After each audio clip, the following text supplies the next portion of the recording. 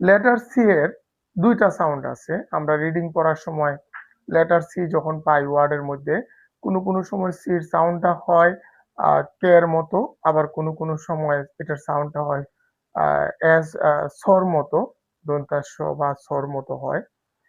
কখন আসলে কে এর মতো হয় আর কখন সির মতো হয়, এস এর মতো, স্বর মতো হয়, এটা আমাদের জানা না থাকলে আমাদের স্টুডেন্টদের রিডিং পড়তে অনেক সমস্যা হয়। পাশাপাশি রিডিং এর পাশাপাশি বানান লিখতে গেলেও সমস্যা হয়।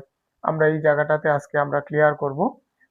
যখন সি এর পরে ই আই ওয়াই, সি এর পরে যখন ই আই ওয়াই থাকবে, তখন সি এর উচ্চারণটা হবে সর মতো, স। যেমন সিটি, সেন্টার, সেল, সাইকেল। এইগুলোর পরে সির পরে আই, ই, আই, ওয়াই এইগুলো আসছে, যে কারণে সির সাউন্ডটা হচ্ছে সর মতো। যখন সি এর পরে এ, ও, ইউ আসবে, তখন সি এর সাউন্ডটা হবে কর মতো। যেমন ক্যাট, কাপ, কাউ, কার, এইগুলার সময় সি এর সাউন্ড হবে কে এর মতো। তাহলে আজকে আমরা সি এর দুইটা সাউন্ড হয়, একটা হচ্ছে হার্ড সাউন্ড কে এর মতো, আর একটা হচ্ছে সফট সাউন্ড যেটা সর মতো।